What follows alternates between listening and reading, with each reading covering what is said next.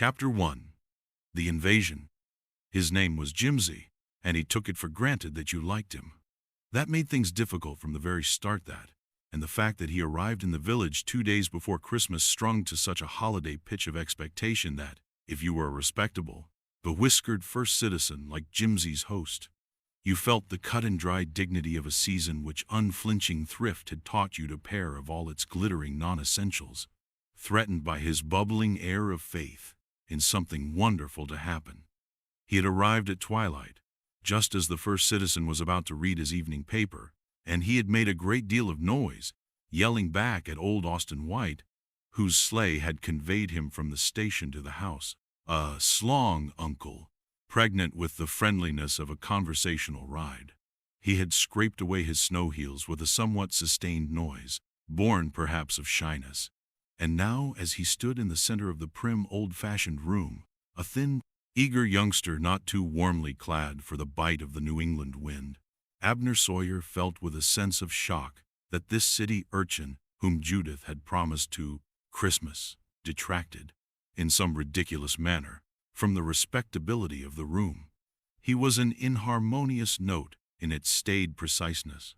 Moreover, it was evident from the frank friendliness of his dark, gray eyes that he was perniciously of that type who frolic through a frosty, first citizen aura of informality, and give and accept friendship as a matter of course.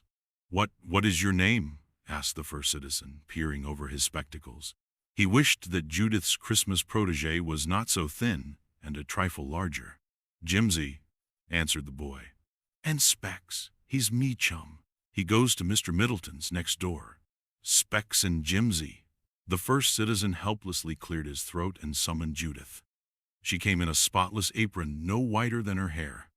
She was spare Aunt Judith Sawyer Spare, and patient as the wife of a provident man may well be who sees no need for servants, and her primness was of a gentler, vaguer sort than that of Abner Sawyer. Jimsy glanced up into her sweet, tired face, and his eager eyes claimed her with a bewildering smile of welcome. Then, because Jimsy's experience with clean aprons and trimly parted hair was negligible almost to the point of non-existence, it became instantly imperative that he should polish the toe of one worn shoe with the sole of the other and study the result, and Aunt Judith with furtive interest. "Judith," said the first citizen, not wholly at his ease, "Mr. Jimsy has arrived." Jimsy snickered. Nah, nix," he said. "Jimsy's the handle. I'm a stray, I am. Hain't got no folks. Mom Dorgan says ye have to have folks to have a bunch name. I'm the Christmas kid." "To be sure you are," said Aunt Judith gently. "To be sure. And where are your things?" Jimsy's thin little face reddened. "Hain't only got one rig," he mumbled, "and that warn't fittin' to wear. Mom Dorgan borried these duds fur me. She's awful good that way when she's sober." There was wistful eagerness in his face to do his best by the one friend who helped him. Quite unconscious of the scandalized flutter in this quiet room, whose oval portraits of ancestral Sawyers might well have tumbled down at the notion of anyone being anything but sober, the boy moved closer to the fire, as if the ride had chilled him. "Gee," he said with a long, quivering breath, "ain't that a fire now, ain't it?" And because his keen young eyes could not somehow be evaded, Abner Sawyer accepted the responsibility of the reply and said hastily that it was. Then, feeling his dignity imperiled in the presence of Judith, though why he could not for the life of him explain, he moved forward a chair for the Christmas guest and returned to his paper. Aunt Judith went back to a region of tinkling china and humming kettle. The room became quiet enough for anyone to read, but the first citizen somehow could not read. He was ridiculously conscious of that tense little figure by the fire, with the disturbingly friendly eyes. How on earth could a boy be noisy who was absolutely quiet? Yet his very presence seemed to clamor the clamor of an inherent sociability repressed with difficulty. Jimsy glanced at the checkerboard window, beyond which snowy hills lay beneath a sunset afterglow. "Gee whiz," he burst forth, "ain't the snow white?" The first citizen jumped much as one may jump when he has waited in nerve-wracking suspense for a pistol shot. The boy had done exactly what he had expected him to do, broken that sacred ante-prandial hour, with the Linden Evening News, which Judith had not broken this 20 years. Snow, he said discouragingly, for all he had determined to ignore the remark. Snow is always white. Jimsy shook his head. Nah, he said. New York snow's gray and dirty. Specs said the snow we seen on the hills from the train winder was Christmas card snow. And with that, the minister he up and tells Specs and me about reg'lar old-fashioned country Christmases. Fire like this, and Christmas trees, and sleigh bells, and gifts, and wreaths, and skatin', and holly-gee. That, said Abner Sawyer, with cold finality, will be quite enough. Sure, agreed Jimsy. A Christmas like that snuff for any kid. Irritably conscious that his reproof had been misinterpreted, the first citizen riveted his gaze upon the Linden Evening News. But he could not read. Jimsy's irreverent air of friendliness was not the only disturbing factor in his Christmasing.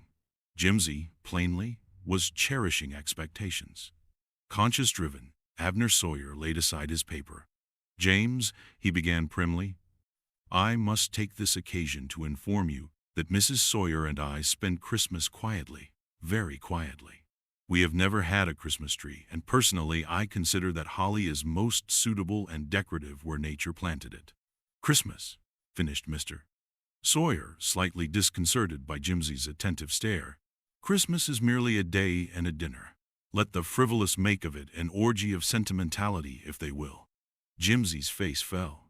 Gee, he said, your Christmas ain't just an extra Sunday, is it? Shocked, Abner Sawyer glinted over the tops of his glasses. No, he said with an effort.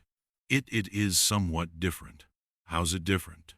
The first citizen froze. I hardly know. What d'ye have that ye don't have Sundays? I believe it's turkey, conceded Mr. Sawyer desperately, and feeling his dignity hopelessly compromised by a dialogue of such pronounced informality, returned to his paper. Gee, said Jimsy, with a sigh of relief, that's mo's enough itself to make a Christmas. Hain't never tasted turkey. He was silent a minute, in which the clock ticked loudly. It was purple now beyond the old-fashioned panes, and the lamp seemed brighter. Jimsy's shrill young voice broke the quiet, as it would, of course, be sure to do. Say, he said kindly, don't you worry none about that there Christmas tree and no holly. We'll have a thump-walloper of a day. Anyhow, it is conceivable that Abner Sawyer's experience with thump-wallopers had been limited. There was something in the boy's words, however, that brought his gaze over the top of his spectacles again and over his paper. It was disconcerting to note that Jimsy still bristled with faith and friendliness and cheerful expectation. My remark, he said coldly, about the absence of a tree and holly was a statement, not an apology. Don't get ye, admitted Jimsy. Come again. And there was danger of a mutual deadlock of comprehension. Arriving in the doorway with a flutter, she said that supper was ready and that James had better wash his face and hands. And James, who was Jimsy, meeting Aunt Judith's gentle eyes, turned scarlet, and stumbling to his feet, he stepped, en route, upon the stately toe of Linden's pride.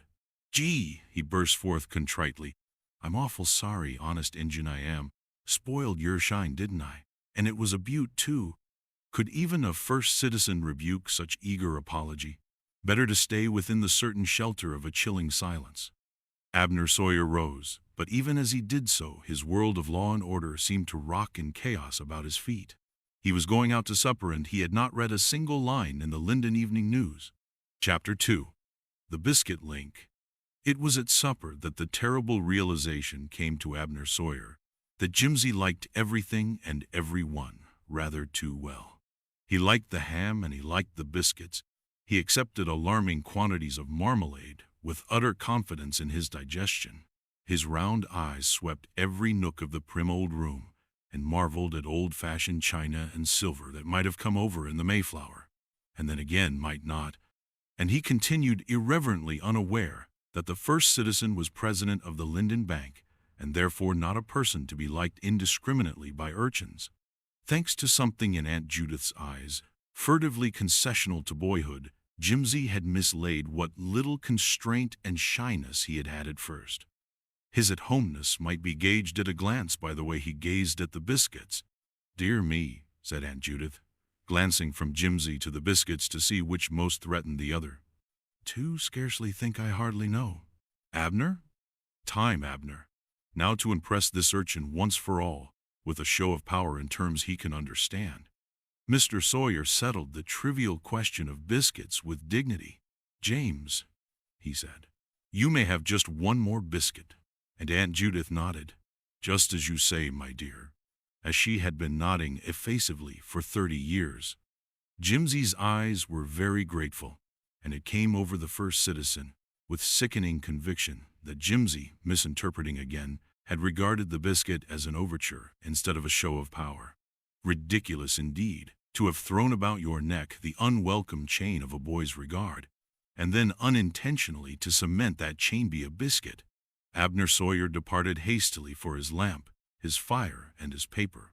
Jimsy followed Aunt Judith to the kitchen, and here, in the shining quiet of an old-fashioned kitchen, whose spotless rows of pans and its rocker by the window reflected nothing of first citizenship, the memory-making mystery of child and woman in a homely setting drew taut an age-old chord of sympathy. Out of the hum of the kettle and the fire shadows of the grate it came, out of the winter wind that rattled the checker-pan windows, that eternal something that is only given to women to understand. Jimsy did not know why Aunt Judith smiled, or why the smile made his throat hurt a little. He only knew by her eyes that she liked him, and that was enough. "Aunt Judith," he blurted, lem wipe your dishes." But Aunt Judith, with the wisdom of women, knew that the best-behaved china is perversely given to leaping without warning out of the hands of any boy, to his utter consternation, and she patted him on the back. "Bless your heart, Jimsy," she said. "There are so few I can do them myself in no time." "Jimsy, not James!" Jimsy felt that he must do something for Aunt Judith Sawyer or his throat would burst. So finding one leg at liberty, he furtively kicked the leg of the stove and hurt his toe, even as his eyes fell upon a depleted stock of kindlings in the woodbox.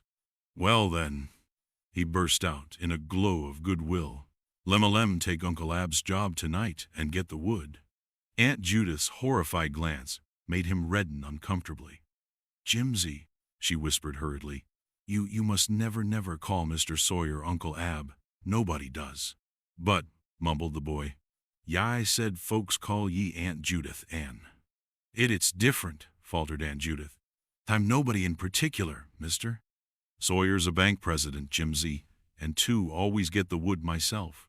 She opened the door and pointed to a woodpile glimmering out of the darkness with a rim of snow. "The kindlings are split and piled in the shed. And hurry, child, the wind's sharp." Jimsy set forth with a noisy whistle.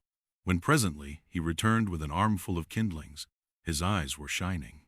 And holding the door ajar, he coaxed into the warmth of Aunt Judith's kitchen a shivering dog, little and lame and thin. "Aunt Judith," he shrilled, dropping his kindlings into the box with a clatter. "Look, he was out there under the woodpile, shiverin', and he won't go away. He's a stray, too, like I was afore Mom Dorgan gave me a bed with her kids." He patted the dog's head. "Gee, watch him duck, poor mutt. That's 'cause he's been walloped so much."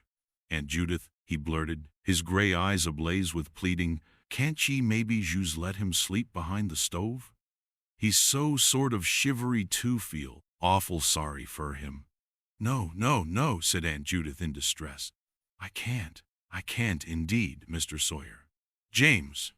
Aunt Judith and Jimsy jumped. The first citizen stood in the doorway, the Linden Evening News in his hand, still unread. Nor could he have explained why, save that a boy's absence may, queerly enough, be as clamorous as his presence. With the biscuit still upon his mind, Abner Sawyer felt impelled to discipline. "Put the dog out." Jimsy stood his ground. He was used to that, and Abner Sawyer wondered with a feeling of intense annoyance what there was about this ragged, noisy child that injected drama into incident. There was a tenseness in the silence of the trio and the cringing dog. "Aw, have a heart," pleaded Jimsy finally, and there was faith and optimism in his steady glance. Abner Sawyer cleared his throat and looked away. He wondered why he felt defensive. "I am fully equipped with the organ you mention," he said dryly. "Put the dog out." Jimsy reluctantly obeyed, and as the door closed upon the shivering little waif who scratched and whined at the door of his lost paradise, Jimsy's face, sharpened by disappointment, seemed suddenly thinner and less boyish. Bent upon making the best of things, he reached for his cap. "Well," he said casually, "guess I'll go out and look the burg over." It was queer how Jimsy's conversation seemed to bristle with verbal shocks. Aunt Judith gasped. Mr. Sawyer fixed a stern eye upon the clock. "It is 8 o'clock, he said, in what seemed to Jimsy's puzzled comprehension a midnight tone of voice. "You will go to bed." Dumbfounded, Jimsy followed Aunt Judith up to bed. Here, in a great old-fashioned bedroom, he forgot everything in an eager contemplation of a whirling, feathery background to his window. "Aunt Judith," he called excitedly, "it's snowin'. Gee, that's Christmassy, ain't it?" "I don't mind the snow at all, s'long's I got a bed cinched." His eager face lengthened. "Wished Stump had a bed," he finished wistfully. "Stump?" "I juice called him Stump, Aunt Judith, 'cause he didn't have no tail." Aunt Judith's eyes were sympathetic. But an embarrassing difficulty arose about Jimsy's bed attire, which drove Stump for a time from his mind. It was solved by a nightshirt of first citizen primness which trailed upon the carpet and made him snigger self-consciously behind his hand, until he heard Aunt Judith step again beyond the door, when he vaulted into bed, shivering luxuriously in the chill softness of unaccustomed linen. And then Aunt Judith blew out the lamp and tucked him in with hands so tremulous and gentle that his throat troubled him again, and he lay very still. Meeting her eyes, he suddenly buried his face in the pillow with a gulp and a sob, and clung to her hand. Aunt Judith, shaking, caught him wildly in her arms, cried very hard, and kissed him good night. Jimsy, Stump, and Aunt Judith Sawyer knew variously the meaning of starvation. Chapter 3. The chain grows. The house grew very still. Jimsy, awaking after a time with a start of unfamiliar surroundings, heard the rattle of wind and snow against his window. A tree brushed monotonously against the panis thin. Through the sounds of winter storm came an unmistakable whimper and howl. The boy sat up. Stump huddled likely against the door in an agony of faith. Jimsy thought of a winter night before Mom Dorgan had taken him in, and shivered. The howl came again. Rising, Jimsy opened his door on a crack and peered cautiously through it. The hallway was dimly alight from a lamp, set, for safety's sake, within a pewter bowl. The house of Sawyers slept. Gathering his train in his hand, Jimsy hurried through the hall and down the stairs to the lower floor, quite dark now, save for barred patches of window framing ghostly landscapes. A gust of wind and snow whirled in as he unbarred the kitchen door. Then something with an ingratiating waggle pushed gladly against his feet. 5 seconds later, Jimsy and Stump were on their way upstairs. Excitement exacted its toll. Jimsy halted at the second turn in the upper hall, his scalp feeling very queer. The lamp had gone out, probably in the draft from the kitchen door, and he had lost his room. Whispering desperate admonitions to the wriggling dog beneath his arm, Jimsy went on tiptoed hunt until, finding a window, a turn, and a door that seemed familiar, he heaved a great sigh of relief and turned the knob. As he pushed back the door, a flood of light and warmth fanned out, and Jimsy, tangling his feet in his train as only a small boy could, fell headlong into the room, propelling Stump, who yelped with fright, at the very feet of Abner Sawyer. "Oh my gosh!" yelled Jimsy wildly. "Pinched!" Outraged, the first citizen rose from a bench beside a table and a lamp, and Jimsy, scrambling to his feet, a ridiculous figure of apology and dismay in his billowing train and sagging shoulders, saw that Mr. Sawyer held in his hand a plane and a piece of wood, and that the room in which he stood was a workshop perfect in equipment. "What?" demanded Mr. Sawyer in a terrible voice. "What does this mean? That dog?" But Jimsy had not heard. "Lordy," he breathed, "what a thump walloper of a shop. Wished Jack Sweeney could see this. My, wouldn't his good eye open. "Whatcha makin'?" Mr. Sawyer reddened as any man may whose weakness has been unexpectedly detected by a boy in an acre of nightshirt. "No one," he began icily. "No one a note, even Mrs. Sawyer presumes to come beyond that threshold." He broke off and frowned impatiently, feeling his power of aloofness threatened by something in Jimsy's eager stare which claimed a kinship of interest. There was an alarming suggestion of intimacy anyway in a midnight scene with a tailless dog, a boy clad in your own nightshirt, and an inferential person with an eye by the name of Sweeney. Why did a ridiculous frozen sense of guilt impede his tongue now when rebuke was imperative? Why on earth had a look of relief and understanding supplanted the puzzled friendliness of Jimsy's supper-time stare? So might a dog look who had waggled in friendly perplexity at the foot of a flawless statue, only to find that the statue held in its hand a lowly but perfectly comprehensible bone. And the dog's attitude, of course, toward the flawless statue would never be quite the same in her. "James," said the first citizen hoarsely, "go to bed." "Oh," said James softly, "make it Jimsy. Aunt Judith did. I ain't no stiff-wit spinach and buttons chasing newsies off the porch." "Jimsy," said the first citizen faintly, and felt his world rock about him again. For Fate and Jimsy, it was very plain, had filed the word away with the biscuit. Jimsy's grin was radiant. Upset, Mr. Sawyer turned back to his bench with Jimsy at his heels. "Oh, lordy, lordy," breathed the boy in an ecstasy of admiration. "Makin' a Christmas present for Aunt Judith on the sly, ain't she? Won't she Jews open her eyes? I bet. And polishin' the wood yourself. Gee." Mr. Sawyer cleared his throat. "Mrs. Sawyer and I," said he, "don't exchange gifts at Christmas. This cabinet is for my private office at the bank." Jimsy's face fell. "Aw," he said gently, "seems like you'd orter give her something for Christmas. She's so awful good. Belong to the union?" I beg your pardon?" "Carpenters' Union. Jack Sweeney does." The first citizen froze. "Carpentering with me," he explained stiffly, "is a fad, not an occupation or a necessity. I," he added, "am president of the Linden Bank." Jimsy's glance was sympathetic. It regretted the world's gain of a bank president at the expense of a better carpenter. "I kin plain," he pleaded eagerly. "Honest Injun, I kin whittle too, like Old Scratch. Lemme plain this." "I thank you," began Mr. Sawyer coldly, with unfortunate selection of words, but his voice faltered under Jimsy's shining gaze. For, reading in the formal repudiation a vote of thanks, Jimsy had seized a plane and set to work. The shavings flew. The clock ticked loudly in the quiet. Outside, a winter blizzard was sweeping in white fury from the hills. Stump crouched silently in a corner, his head upon his paws.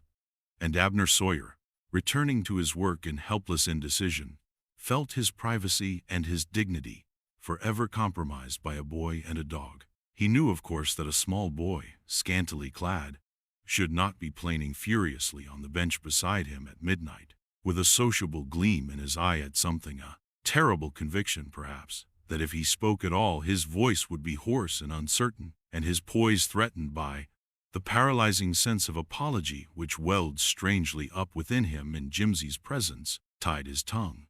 The minutes ticked loudly on, and the shavings flew. And Jimsy would misinterpret whatever he said in terms of sentimentality. He always did. The clock struck one. Abner Sawyer rose.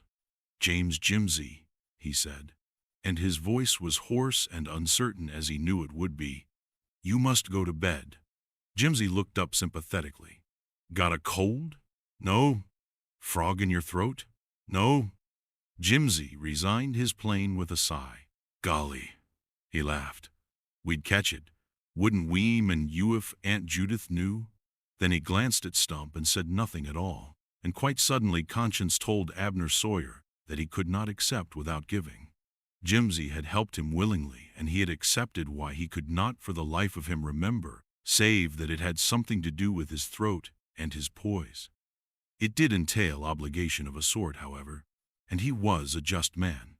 Abner Sawyer did not look at Stump. He blew out the light. In silence, the two passed out and closed the door. The episodic irregularities of the evening, beginning with the Linden Evening News, had reached unheard-of climax. A mongrel dog was asleep in the warmth of the sanctum. Abner Sawyer had a strangling sense of another link to his biscuit-riven chain, and passed his hand over his forehead in a dazed and weary way. "Abner," said Aunt Judith nervously at breakfast, you don't think this once we could have a Christmas tree for Jimsy?" "Certainly not," said Mr. Sawyer coldly. Aunt Judith's hand trembled a little as she poured the coffee, and the first citizen waited so long for her usual reply that he thought impatiently it would never come. It came at last quietly. "Just as you say, Abner." But the final word was lost in an outraged yell from somewhere near the woodpile. It must be Jimsy," said Aunt Judith hurriedly. Hey, was up so early I gave him his breakfast. He's shoveling the snow from the walks." "Gwan," came a muffled roar. "Say that again, and I'll bust your face good." Sounds of battle and vilifying repartee speedily upset the Sawyer breakfast.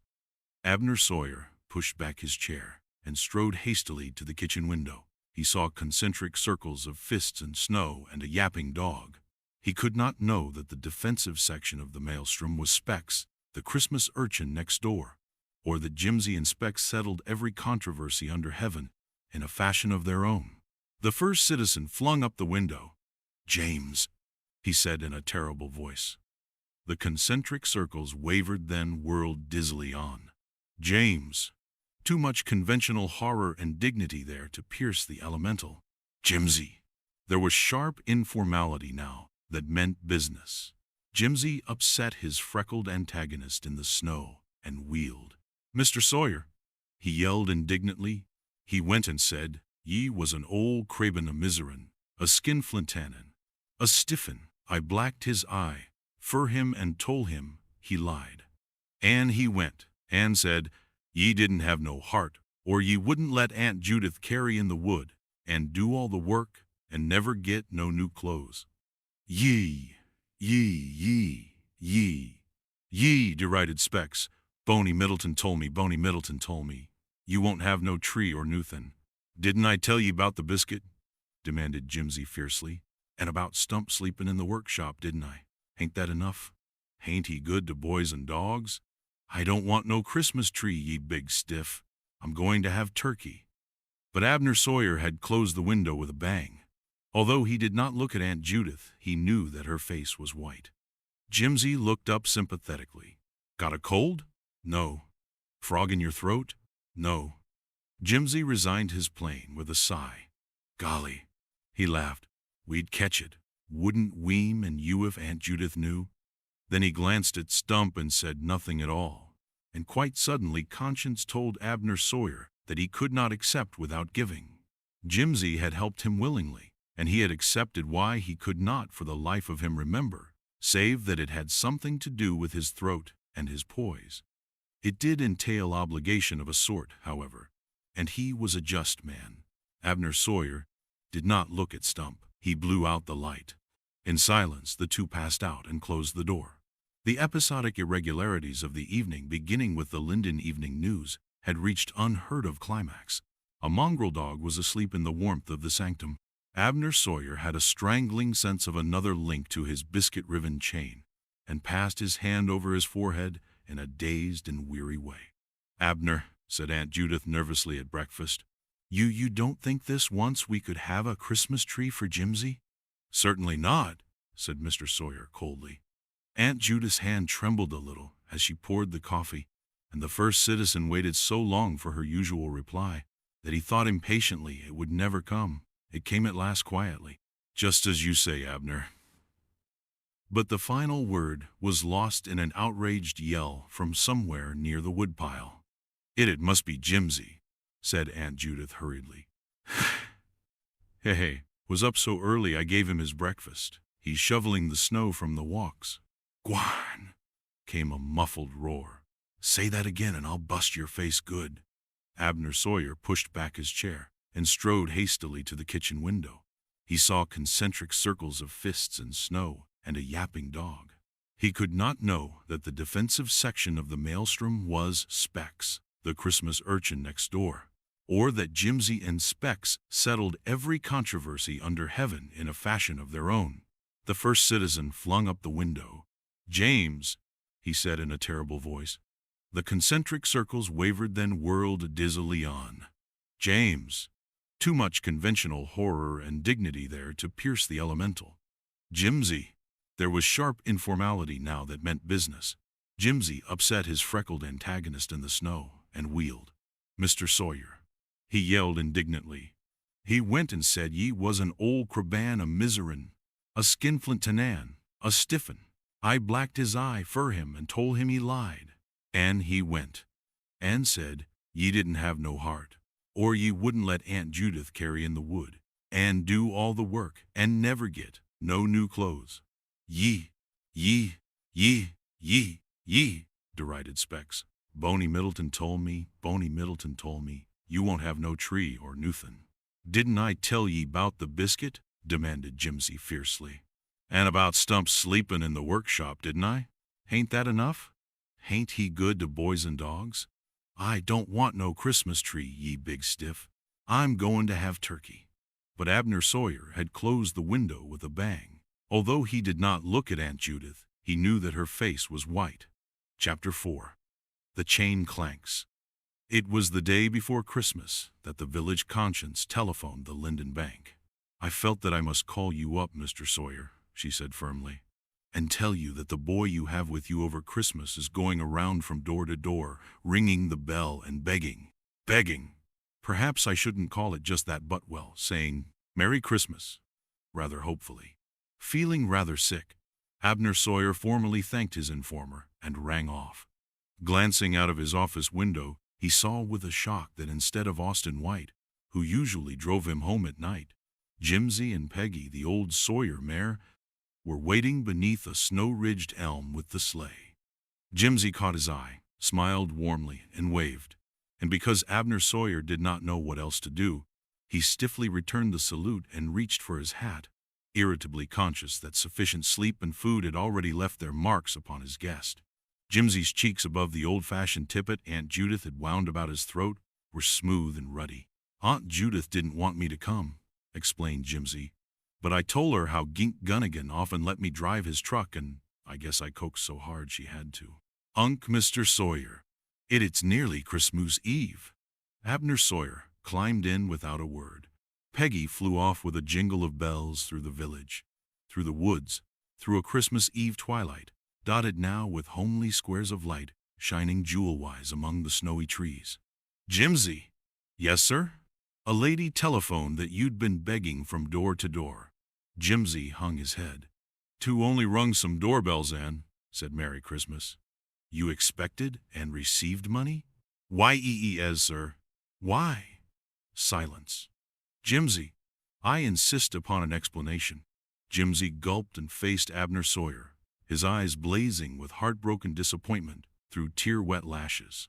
"Uncle Ab," he choked, it was a Christmas surprise for you and Aunt Judith." A great tear rolled slowly down upon the tippet. I seen a book on fancy carpenterin', and I didn't have no money, and Ann a thimble. It ain't silver, but it's Moses is good." And then Jimsy lost his moorings with a sob and cried his heart out upon the sleeve of Abner Sawyer. "I got the book buttoned under my coat," he blurted after a while. "And, Uncle Ab, I'm awful sorry about the doorbells. All the fellas do at home." Abner Sawyer would have been less than human if the boy's tragedy had not touched him. "Why," he asked huskily, "why did you wish to give me a Christmas present?" "Because," cried Jimsy passionately, "you're so awful good to me and Stump, and so's Aunt Judith. And I thought mebbe ye'd never had nobody ever give ye a present and mean it like I did, or what, Jimsy? Ye'd feel different 'bout Christmas." The first citizen took the reins himself, tucked Jimsy in beneath the fur robe, and drove home in silence, conscious only that the world was awry and he hated the village conscience. Nor was he quite himself even after supper was done, and Jimsy, a little tearful still in his disappointment, safe in bed. "Abner," began Aunt Judith from her chair by the fire, Yes, said Mr. Sawyer coldly. He wished Judith would not talk. She rarely did. He was tired and upset and probing desperately within for some remnant of the cold complacence of a week ago. The minister was here today. He told me how Mrs. Dorgan took Jimsy in from the street. Shedrinks. He hasn't a real home. The minister would like Toto find one for him. Jimsy again. He must fling away his chain now, or feel it clank. That, said Abner Sawyer resentfully, is of no interest to me. There was pitiful, hard-wrung bravery in Aunt Judith's face. Only a passionate surge of feeling could have swept away the silence and repression of the years. Only a woman's emotion, wild and maternal for all its starving, inevitable as the law of God, could have leaped a barrier so fixed and unrelenting. Abner, she said desperately, to want to keep Jimsy, to can't bear to see him go. Judith! There was more in the single word, of course, than Aunt Judith could know. There was an unread paper and a biscuit, a tailless dog invading sanctity, a yelling boy by a woodpile, and now the memory of a twilight ride and the tears of a choking lad upon his sleeve, an irritating record of moments of weakness which it behooved a first citizen to stamp out of his life forever. Aunt Judith read in his face an inexorable death sentence of her hope and rose, trembling. You are a hard, cold man, she said, very white. And the house is so lonely, I hate it. I hate it, quivered Aunt Judith with a long, shuddering sob. There's no one to love in it, no one. And everything Speck said to Jimsy was true. And then, crying and shaking, she was gone. And Abner Sawyer went with stumbling feet to the privacy of his workshop, his face death white. The pompous illusions of his little world were tumbling to ruins about him. He had said with frequent unction that he was a hard man, interpreting that phrase liberally in terms of thrift, economy, and substantial common sense, and his world, through the mouth of an urchin, had flung back to him the galling word-smiser and skinflint. They had fawned to his face and flouted his back, gossiping of servants and made-over gowns and kindlings. Up and down the quiet workshop walked Abner Sawyer, clinging in an agony of humiliation to the loyalty of a little urchin. It was all he had, he told himself fiercely. All he had! Jimsy alone saw him as he was and liked him. No heart, no Christmas tree, no one in the house to love. He must prove then to Specksto, Jimsy-to, Judith-to, the Middletonsto, all Linden, turning with hot anger in his heart. He saw a book upon his workbench, and picking it up, Abner Sawyer faced the pitiful fiasco of Jimsy's Christmas gift. With a great lump in his throat and his eyes wet, he glanced at the flyleaf. To Uncle Ab, it said, from Jimsy, Christmas greetings. The door clicked as it had clicked the night before, and the night before. Unc Mr. Sawyer, said Jimsy sleepily. I most forgot to come. I was so awful tired and sleepy. Ain't sick, are ye, Uncle Ab? Your face is awful queer. I don't know, said the first citizen hoarsely. To think I am. Go to bed, Jimsy, and thank you for the book. Jimsy went back to bed. He did not know, nor did Aunt Judith or Abner Sawyer, that presently he was the sole keeper of the house, save Stump snoring in the kitchen. For Abner Sawyer was furtively driving Peggy into a village that knew him only by repute, and Aunt Judith, having slipped away in white defiance to Cousin Lemuel's down the road, was driving into Linden with the surreptitious savings of many years in the old-fashioned pocket of her gown. Chapter 5. The Proving. The clock struck 6. It was Christmas morning. Jimsy awoke with the thought of turkey uppermost in his mind, to find Aunt Judith by his bed. Dress quickly, Jimsy, she whispered, and don't make a sound, not a sound. I'll wait outside by the door. It's a Christmas secret that nobody but you and I must know. Jimsy tumbled into his clothes and opened the door. What is it, Aunt Judith? He whispered. But for answer, Aunt Judith only hurried him in a flutter to the sewing room, safe this many a year from the measured tread of first citizen feet, and closed the door. Oh, Aunt Judith, gulped the boy. Aunt Judith! A Christmas tree winked and rainbowed glory in a window by the eaves, everything beneath its tinseled branches that the heart of boy could wish. The radiance in Jimsy's eyes brought Aunt Judith to her knees beside him. her sweet, tired eyes wet with tears of pleasure. "You like it, Jimsy?" she whispered. "You're sure you like it, dear?" Jimsy buried his face on Aunt Judith's shoulder with a strangled sob of excitement and delight. "Aunt Judith," he blurted, "to can't most tell ye what I think." Aunt Judith's arms clung tightly to him. "Cousin Lemuel helped me," she whispered. The house was dark and Mr. Sawyer in bed. There wasn't even a light in the workshop. "You mustn't breathe a word of it, Jimsy. Not a word. It's for you and me." Jimsy sighed. "Wished," he said, "wished Uncle Ab believed in Christmas."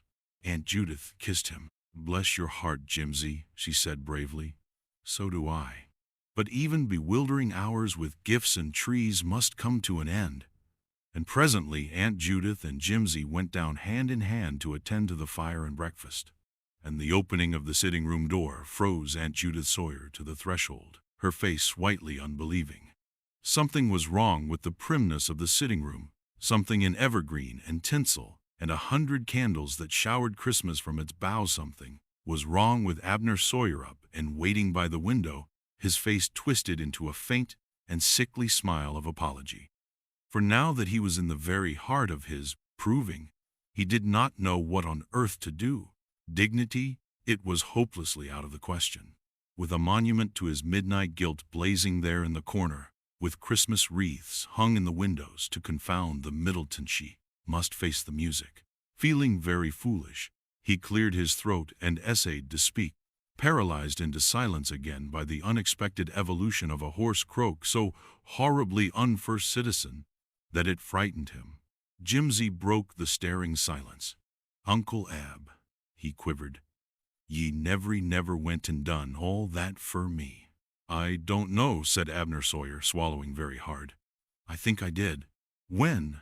faltered Aunt Judith from the doorway. "Did you do it?" "It must have been after midnight. I came in very quietly. The ride was long. I went to Mattsville. You must have been in bed asleep." Jimsy embarked upon a handspring of celebration. "2 trees!" he shouted, caution quite forgotten in his wild excitement. "2 suits of clothes, whoa, everything! Oh my gosh, Specs ain't in it! I'm the Christmas kid!" And then in a panic he was on his feet again, his face hot and red. "Aunt Judith," he exclaimed, almost crying, "I'm awfully sorry." Aunt Judith's tremulous laugh seemed tears and silver. "Never mind, dear. It's all right now. Abner," she swallowed bravely, one of Jimsy's Christmas trees is in the sewing room. I'd like you to see it." Chapter 6. The Triumph. Specs reviewed the Christmas tree in the sitting room after breakfast and looked upset. It was bigger than his own. "Got one downstairs, too," crowed Jimsy. "Uncle Ab," he added, "he sort o' wanted it to be awful Christmassy through the whole house, and Jiminy Crickets, Specs, it is." "Uncle Ab who's Uncle Ab?" "Uncle Ab Sawyer." Jimsy bristled. "What ye got to say about it?" "Nothin'.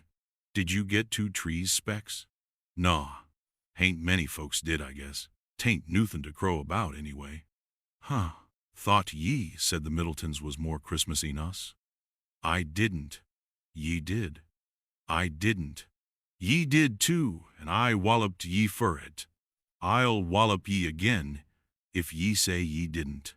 "Jimsy!" Aunt Judith's gentle voice put an end to controversy. An armistice was pledged.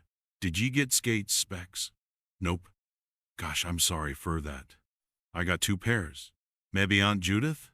"Yes, Jimsy? Would ye mebbe mind me givin' Specs a pair o' skates? Mr. Middleton, he ain't so Christmassy as you and Uncle Ab." Specs swallowed hard and accepted this and the skates. But he could not forbear at least one shaft of triumph. "I got a sled, Jimsy." "Huh," said Jimsy. "So did I, 2 of 'em." It was too much. The street urchin and Specs came to the fore in a mighty wave of envy. "God!" he gulped. Jimsy glowered. "Hey!" he whispered fiercely. "Hain't ye got no decency?" Specs blushed apology and departed. Later, Jimsy reviewed the Sawyer turkey with a reverential glisten in his eye. "Specs!" he yelled from the kitchen window. "Yee, Specsy! What d'ye want?" "Come over and see the turkey." "Ye ain't got two, have ye?" demanded Specs with suspicion. "Naw," said Jimsy. "One's enough.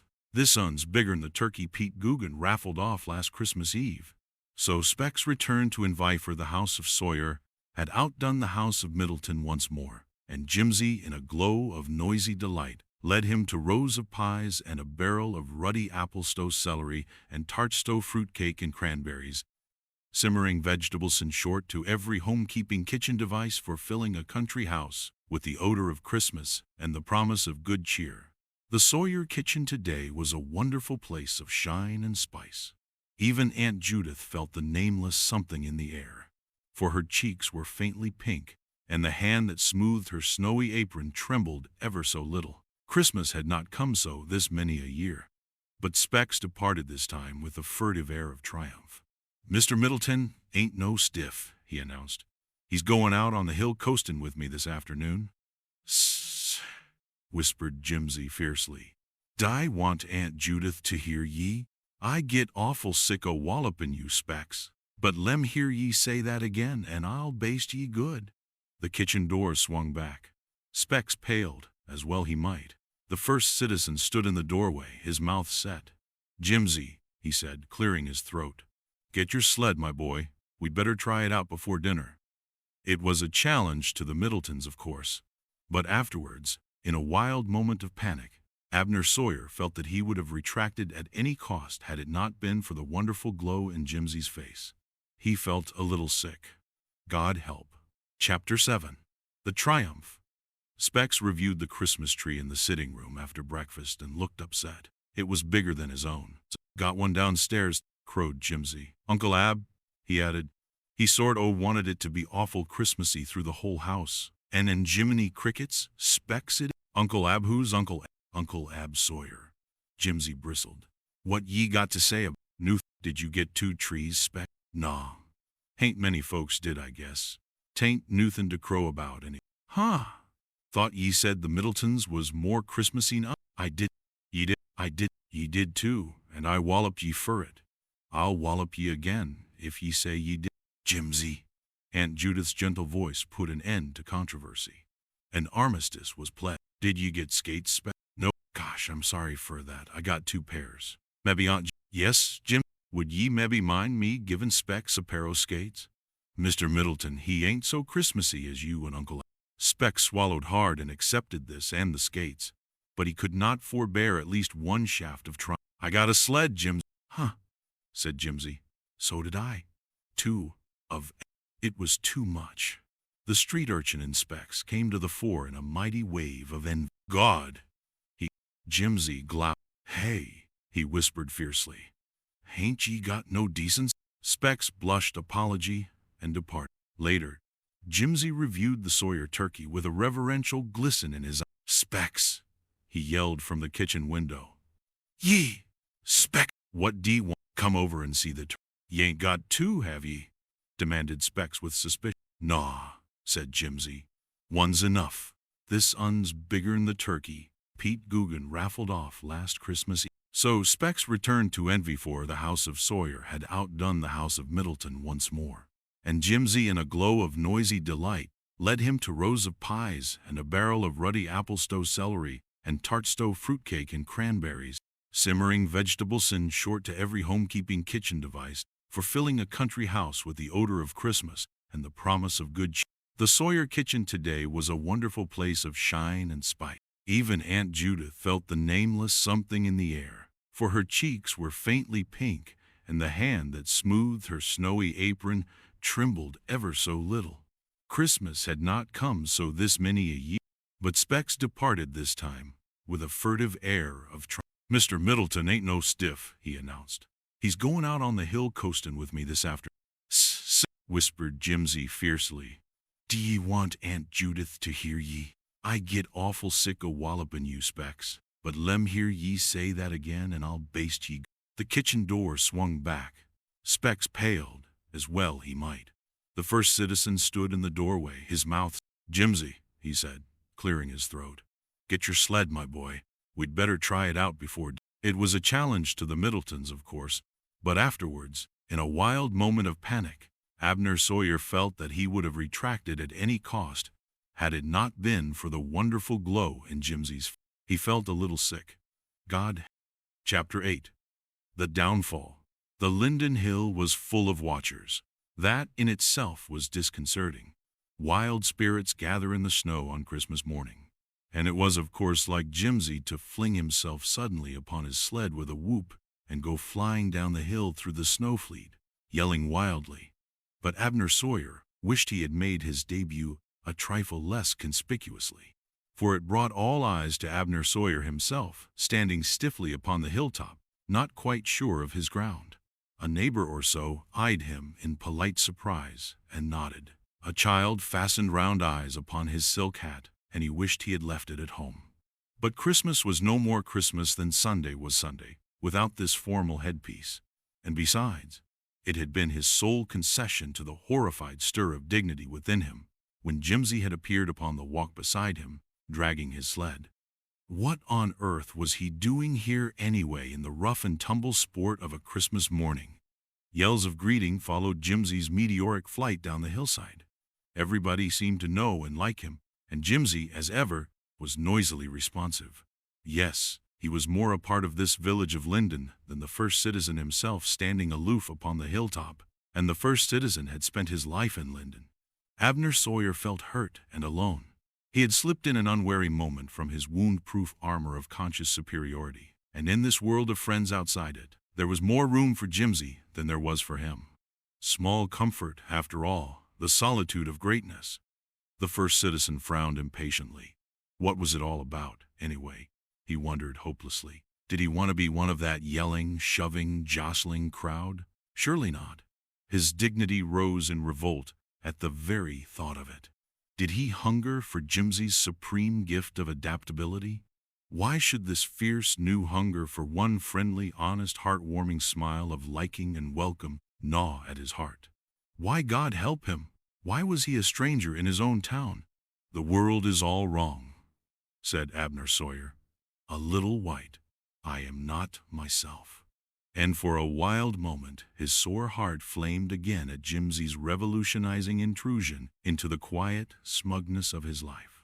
Jimsy's quick, eager little smile of greeting as he came up the hill again warmed the pang away. It was so full of good fellowship and understanding. "Ever go bellywhopper, Uncle Ab?" he demanded radiantly. "I scarcely think so," said the first citizen. I don't like to bellywhop down the hill with you standin' up here alone," said Jimsy shyly. "Why don't ye go down just once with me, Uncle Ab? Then if ye like it, we'll just have one thump walloper of a time." No, Jimsy," said the first citizen. "Two can't do that." And then for the first time he met the amused eyes of Hiram Middleton and Specs. So they had followed to the hill, incredulous and curious. A wave of anger swept Abner Sawyer into indiscretion. "I'll go with you once, Jimsy," he said, and Jimsy's round little face glowed. So the first citizen seated himself stiffly on the sled behind Jimsy, wondering what on earth to do with his legs. They seemed to have lengthened mysteriously, and they looked astonishingly thin. Jimsy gave a wild Indian whoop of warning, and the sled hurtled off down the hill, with the first citizen, unbelievably stiff-legged and frightened, clinging to his hat. His emotions were panoramic. There was panic first at his lost dignity, then wonder at their speed. But most of all, his legs bothered him, his legs and his hat. He wished Jimsy would quit yelling. Yet for all he tried, he could not bring himself to say so. "Kee-yee-yee whoop," sang Jimsy, steering. Abner Sawyer gulped. Everybody on the hill, of course, was staring. His coat-tails were flying dizzily behind him. There would be a scandal, and the directors of the Linden Bank might even meet and call him to account. Small blame to them. Abner Sawyer mentally sketched a caricature of himself, coat-tails, legs, and Allen, heaven help him, lost his hat. He emitted a feeble croak of dismay. Jimsy, looking back, steered into a snowbank and dumped the president of the Linden Bank out upon the hill. "Gosh almighty, Uncle Ab," he yelled, "I'm awful sorry. I seen your lid go." "Never mind, Jimsy," said the first citizen, sitting up. "Never mind, do really shouldn't have worn such a windcatcher toto bellywop in." He sat very stiff amid the ruins of the snowbank. Jimsy grinned. "Ye ain't really done no belly-whopping yet," he said. And now, for the first time, Abner Sawyer realized that everybody on the hill had come running at Jimsy's yell to see if he was hurt. One was brushing him off. Another had rescued his hat with a horrible un-first citizen dent in it and a lump of snow on the brim. And they weren't shocked. They weren't laughing. Why on earth should there be friendliness now in their gaze when he had seemed so far away from them standing up there on the hill? No scandalized amazement here at the downfall of Lyndon's pride. He was somehow closer to them all.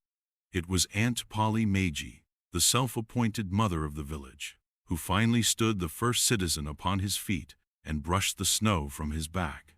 "Dear me," she said, "that was a spill. When ye went down ye seemed Moses leggy as a spider. Next time ye go coastin', 'tain't no better'n a kite when it comes to wind." Abner Sawyer's smile was vague and apologetic, but there was a fierce, wild joy in his heart that he didn't try to understand. He was glad he had lost his hat, was glad he had fallen into the snowbank, and he was glad Aunt Polly Magee had called him Ab for the first time in 30 years. Chapter 9.